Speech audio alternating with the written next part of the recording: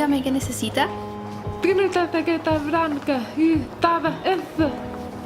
El precio, 19.990.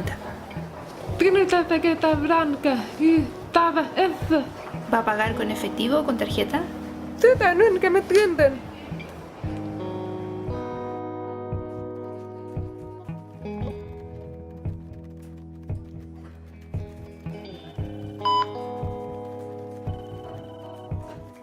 Buenos días, ¿en qué le puedo ayudar? Verga, renovar mi carrera. ¿Cómo? No le entiendo. ¿Qué necesita? Necesito renovar mi carrera. Ah, necesito un pasaporte. ¿Cómo no me entiendes? Nadie me entiende. Esto es el colmo.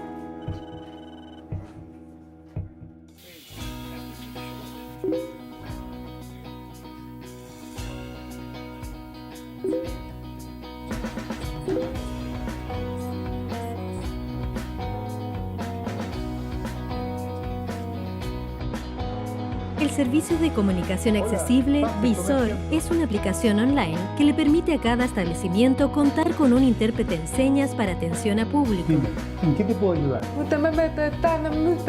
Doctor, lo que le quiere decir Javiera es que últimamente se ha sentido bajo mucha tensión, mucho estrés, está muy cansada e irritada.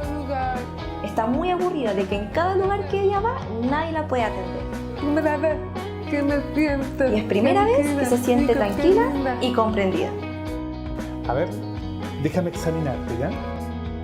Su institución dispondrá de un acceso en línea a nuestro software. La señal viaja a través de la web hasta las oficinas de Red APIS, donde se encuentra un traductor de lengua de señas disponible para facilitar la comunicación. De esta manera, la institución podrá contar con un traductor en distintas oficinas o sedes de manera simultánea, sin necesidad de tener a alguien de manera presencial. Esto le permitirá atender toda la comunidad de personas sordas, otorgando un servicio de calidad de manera sencilla y eficaz. Este sistema tiene la ventaja de ser poco invasivo para la institución.